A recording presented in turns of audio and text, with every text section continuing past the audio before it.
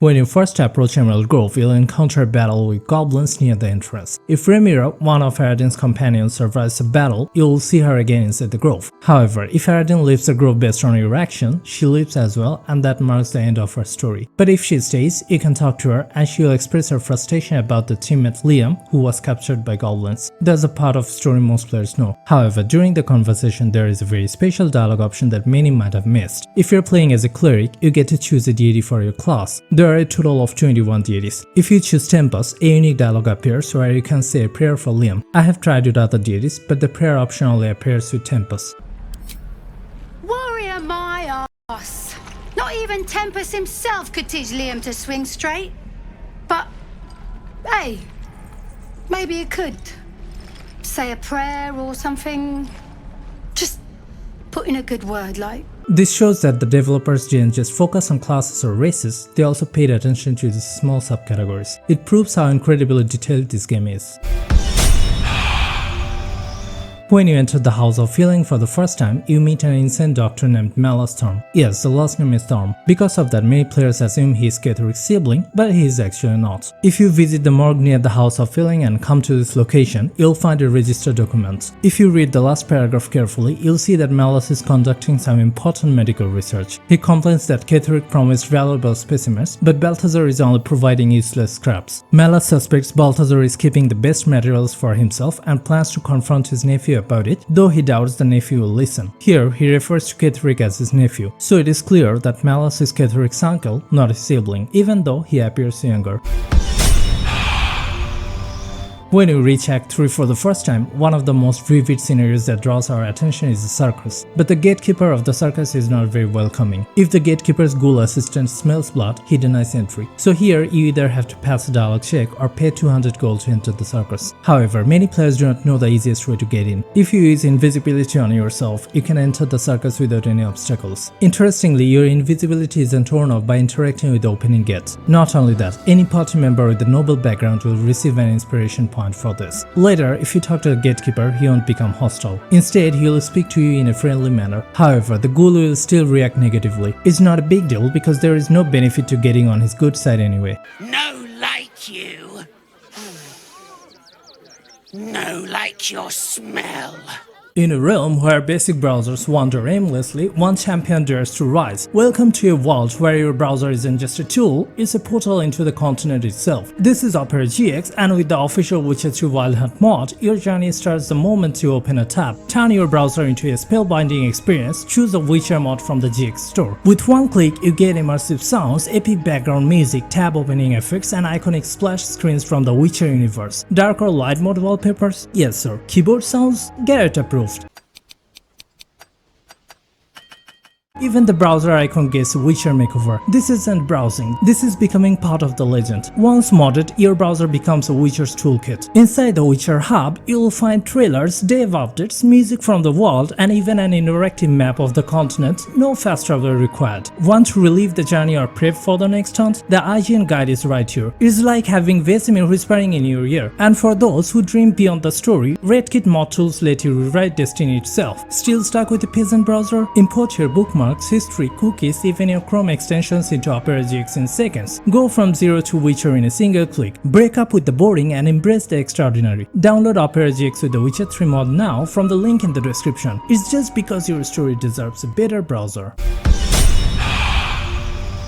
A friend in need is a friend indeed, but that doesn't apply to this guy. In fact, he's quite the opposite, a very selfish man. Before talking about him, let me fuel the backstory a bit. In the Moonrise dock area, you'll meet a guard named Miles. If you ask him about the tadpole crates and succeed in the dialogue check, you'll be able to make him jump into the lake. Parasites? Worms? Once he's down, you'll hear the other guard Arden reacting to this incident. Just move on, Arden. You didn't see anything. Not only that, if you talk to him, you'll see that he shows no concern for his friend. I see Miles took a bit of a dive. Good riddance. He deserved it. Wait here. I'll find something to drag him out. Not letting a decent suit of armor rot down there on my watch. You can ask him to check on Miles, and while he will go, he still expresses complete disrespect toward him. Must have found some booze among the supplies. Idiot. Least you could have done was strip off your gear first, fool. Don't think for a bloody second I'm going in there after you. Now let's talk about a very rare amulet that you can find in the Moonrise prison area. This amulet is special because it restores any spell slot without even being equipped. What I mean is, you can unequip the amulet after restoring your spell slot, so you don't need to keep it equipped. You can use any other amulet you prefer. It's really cool that you get to cast an extra spell without spending anything. I also tried using this amulet on other party members, thinking I could extend the benefit to all of them, but unfortunately it only works on one party member per long rest. You can obtain this amulet by either killing or knocking out the warden of Moonrise prison. You see Marina's brothers for the first time near Ethel's house, where they're confronting her about their sister. If you side with the brothers during that conversation, Ethel becomes angry and teleports to her house. After that, no matter what you do, the brother will go after the hag and ultimately be killed. However, if you're playing as a ranger, you can warn the brothers about the hag. At this point, the brothers still pursue her, but at least we do not see their dead bodies near Ethel's house. Later, if you confront Ethel about the brothers, she'll claim they're at Sutton Farm north of Baldurs Gate. You cheeky thing! Sutton Farm, north of Baldurs Gate.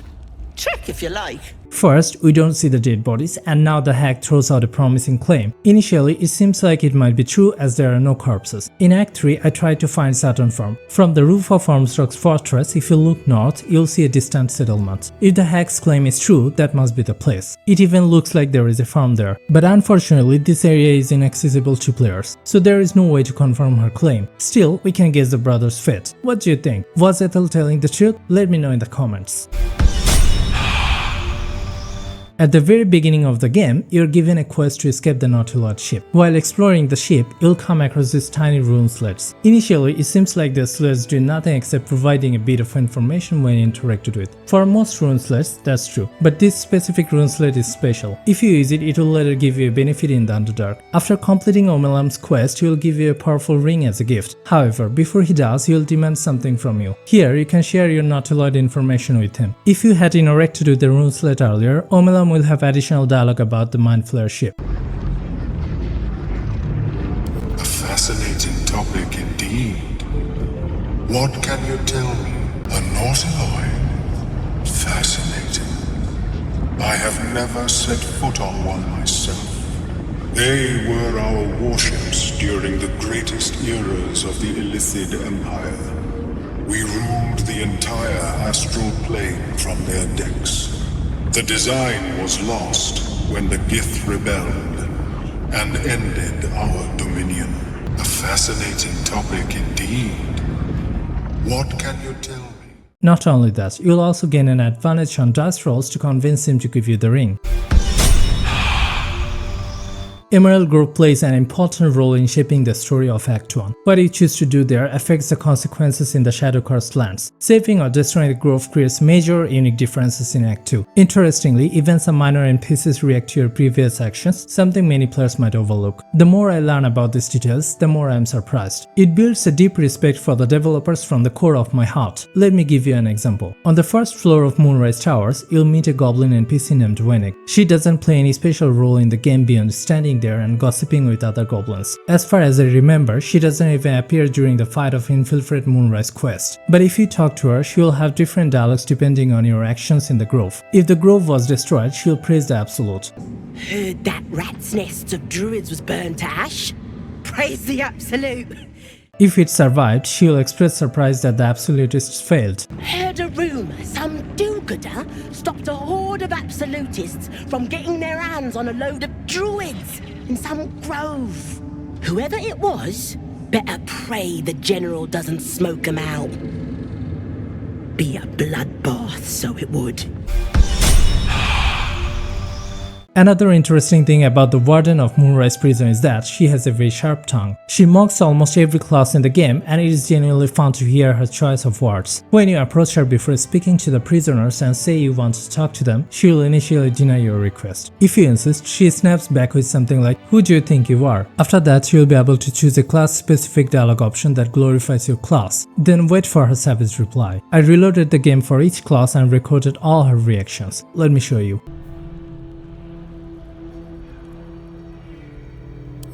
Considered they might be shaking from laughter.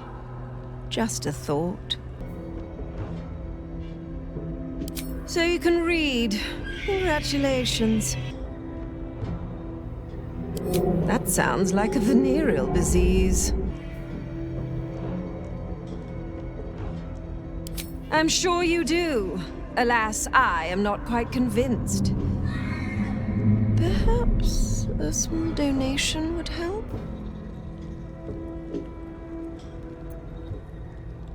Kindly keep your fur and feces to yourself. A pity I'm in no mood for hide and seek.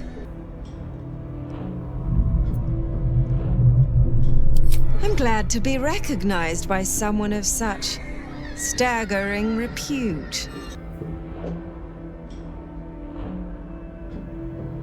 I'm sure you do.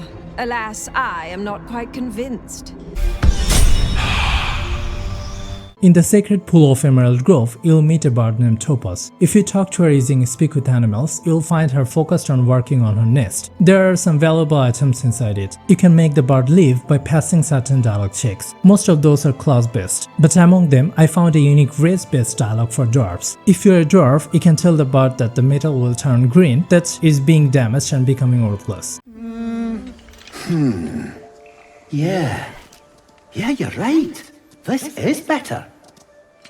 It's an interesting dialogue, and only players who choose Dwarf as their race at the beginning will encounter it. Disguise self-spell won't work in this case. In video games, failsafe characters prevent the game from breaking due to bugs, unexpected actions, or key NPCs deaths. In Baldurs Gate 3, the concept is taken to the next level. Failsafe NPCs come with unique stories, dialogues, and designs. There are 12 new failsafe characters and over 15 related events in Act 1 alone. In this video, we'll explore them all. You're bound to learn something new. You can watch it by clicking here. Also, don't forget to download Opera GX from the link in the description. Visit my channel to get more Baldur's Gate videos like this. Subscribe if you like. Till then, have a nice day. Goodbye.